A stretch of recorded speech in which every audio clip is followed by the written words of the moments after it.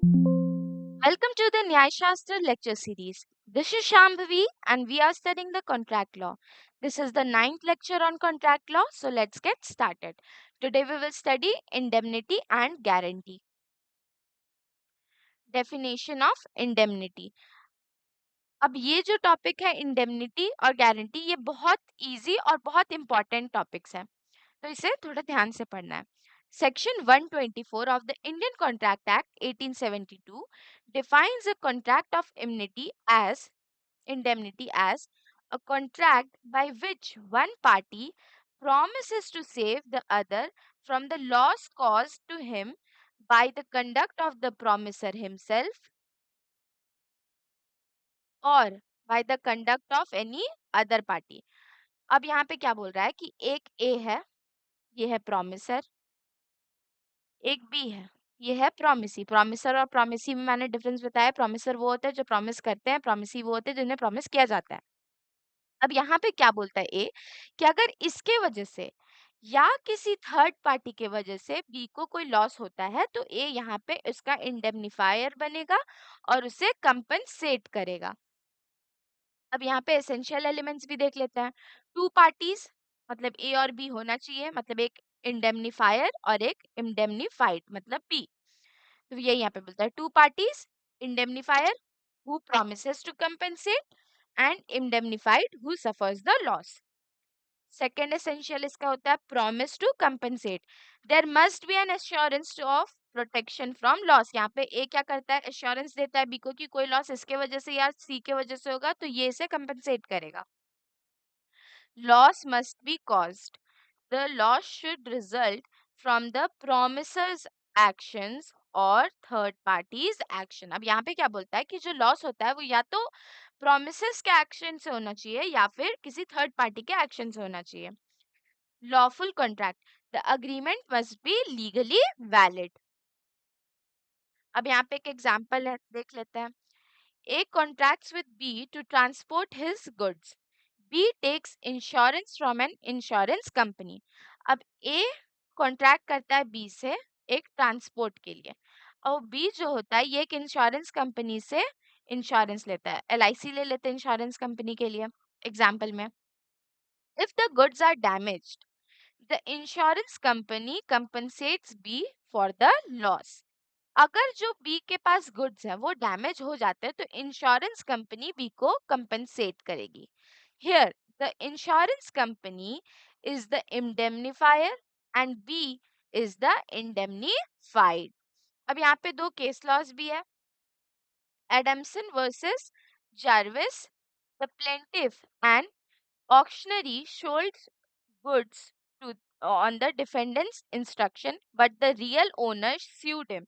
The court held that the defendant must indemnify the plaintiff. Second भी एक और case है, Gajanan Moreshwar versus Moreshwar Madan. Indemnity can be claimed even before the actual loss is cost. अब यहाँ पे क्या होता है कि जैसे सपोज ये ए और बी का ही एग्जांपल लेते हैं कि बी का जो गुड्स का ट्रांसपोर्ट था उसमें वो ट्रक पलट जाता है तो बी इज क्वाइट श्योर कि वहां पे उसका लॉस हुआ होगा, कुछ ना कुछ गुड्स खराब हुए ही होंगे. तो बी एलआईसी कंपनी में जाके इंश्योरेंस अपना पहले ही क्लेम कर देता है ये उस ट्रक के पास पहुंचने से पहले, क्योंकि इसे पता है कि कुछ ना एक्सीडेंट हुआ है तो लॉस तो हुआ ही होगा इसीलिए. तो यहाँ पे बोलता है indemnity can be claimed even before the actual loss occurs. अब सेकेंड मोस्ट इंपॉर्टेंट टॉपिक मतलब गारंटी. इसका definition 126 of the Indian contract act 1872 define करता है. Contract of guarantees as a contract to perform the promise or discharge the ability of third person in the case of his default. अब यहाँ पे क्या होता है कि तीन पार्टी होते हैं, ए बी और सी. अब बी जो होता है ये लोन देता है सी को और ए जो होता है ये सी का श्योरिटी बनता है. श्योरिटी मतलब द पर्सन की हाँ भाई दे दे इसे, अगर ये नहीं चुकता करेगा पैसा तुम्हारा टाइम पे तो मैं उसे कर दूंगा. तो ये हो गया श्योरिटी. जो बी हो गया वो हो गया क्रेडिटर और ये हो गया प्रिंसिपल डेप्टर. अब यहाँ पे भी हम देख लेते हैं एसेंशियल एलिमेंट्स में, creditor to whom the guarantee is given, मतलब बी। यहाँ पे लिख लेते हैं B. Principal debtor who has to perform the obligation, obviously C लिया है तो सी को ही परफॉर्म करना है, पर अगर वो नहीं कर पाएगा तो ए को परफॉर्म करना होगा। Surety who guarantees to perform, यहाँ पे ए हो गया। अब liabilities, the surety is only liable if the principal debtor defaults, जो श्योरिटी है वो लायबल तब ही होता है जब प्रिंसिपल डेप्टर मतलब सी जो है वो डिफॉल्ट में हो जाए तभी। Consideration, there must be something of value in the contract. अब यहाँ पे जब सी बी से लोन लेता है तो या फिर ए का कोई सामान या फिर सी का कोई सामान एज अ कंसिडरेशन वहां पे रखना पड़ेगा। सपोज बी से सी ने 50 लाख का कुछ लोन लिया है, ठीक है, कोई ट्रांसपोर्ट का लिए, कुछ बिजनेस के लिए ही। तो यहाँ पे सी ने अपने फार्म के सारे papers as a surety as a consideration रखा है, ठीक, या फिर ए ने कुछ कंसिडरेशन रख दिया है सी के बदले। Consent of surety, the surety must agree voluntarily. अब ये नहीं हो सकता कि सी ए को फोर्स करे कि भाई तू मेरा श्योरिटी बन जा, श्योरिटी बन जा। ए को वॉलेंटरीली बी को जाके श्योरिटी देना पड़ता है कि भाई अगर तू दे दे सी को पैसा अभी, वो अगर नहीं लौटाता है तो मैं तुम्हें उसे चुकता करूंगा। Example, A wants to take a loan from a bank, but the bank requires a guarantor. B agrees to act as A's guarantor. If A fails to repay the loan, B will be liable to pay. भाई जो मैंने यहाँ पे बताया, यहाँ पे बोलता है कि अ, एक बैंक है जहाँ से ए को लोन चाहिए और बैंक बोलता है कि एक गारंटर लाना है। तो ए का एक दोस्त है बी, बी बोलता है कि भाई मैं तेरा गारंटर बन जाऊंगा, और वो जा करके बैंक में ए का गारंटर बन जाता है। अब यहाँ पे क्या बोलता है, if A fails to repay the loan, अगर ए लोन को चुकाने से फेल कर जाता है तो B will be liable to pay, तो जो श्योरिटी बनता है मतलब गारंटर होता है वो हो जाता है लायबल बैंक को वो पैसे पे करने के लिए। अब यहाँ पे काइंड्स ऑफ गारंटी देख लेते हैं। तो दो तरह के गारंटी होते हैं, स्पेसिफिक गारंटी और कंटिन्यूइंग गारंटी। स्पेसिफिक गारंटी क्या होता है, giving for a single transaction, और continuing guarantee applies to a series of transaction. अब देखिए यहाँ पे एक एग्जांपल लेते हैं, जैसे यहाँ पे बैंक से लोन लेना था ए को, तो यहाँ पे ये एक ट्रांजैक्शन के लिए बी ने गारंटी दिया था, ठीक। कंटिन्यूइंग गारंटी देख लेते हैं। यहाँ पे एक एग्जांपल लेते हैं, सपोज आपके घर के पास एक किराने की दुकान है जहां से आपका पूरा मंथली का ग्रोसरीज ये सब आता है, ठीक। तो यहाँ पे आप जब गुड्स लेते हो तब आपको पैसे देने की जरूरत नहीं होती है, पर महीने के एंड में आपके फादर जाके वो पैसे को लौटा देते हैं। तो यही यहाँ पे बोल रहा है कि ये कंटिन्यूइंग हो जाता है, कंटिन्यूइंग गारंटी है कि ये कभी भी आके यहाँ से कोई सामान ले जाता है, पर एट द एंड उसके फादर मतलब जो यहाँ पे श्योरिटी हो गया, गारंटर हो गया, वो लौटाते हैं वहां पे पैसा, या फिर प्रिंसिपल डेप्टर भी बोल सकते हैं इन्हें। Discharge of surety. A surety is released from the liabilities if the contract is altered without the surety's consent. अब यहाँ पे ही हम बैंक वाले से ही लेते हैं example.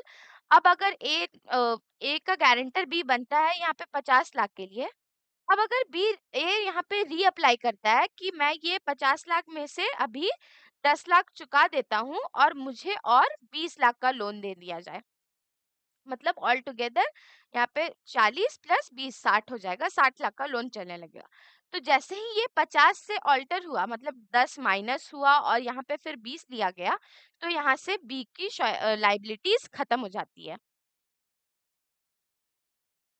The principal debtor is discharged, जो प्रिंसिपल डेप्टर है मतलब ए जो है उसने अपना पैसा चुका दिया बैंक को। The creditor release the debtor. अब क्या होता है कि कभी कभी सपोज एक का कुछ लॉस हो जाता है, या फिर अगर बैंक तो रहेगा तो वो तो ऑब्वियसली नहीं छोड़ेगा। एक और एग्जांपल इसके लिए हम ले लेते हैं कि सपोज ए और बी दोस्त हैं और इनका ही एक दोस्त है पुराना सी। अब ए ने सी से डेप्ट लिया था और बी यहाँ पे श्योरिटी बनता है। सी को ए पे दया आ जाता है कि भाई उसका लॉस भी चल रहा है, तो तुम मत देना मुझे, कोई बात नहीं है। एज़ अ फ्रेंड ये उसे माफ़ कर देता है कि तुम रख लो। तो यहाँ से अगर ए का जो डेब्ट है वो रिलीज़ हो जाता है, तो ऑब्वियसली बी मतलब जो श्योरिटी होता है उसका भी लायबिलिटी खत्म हो जाता है।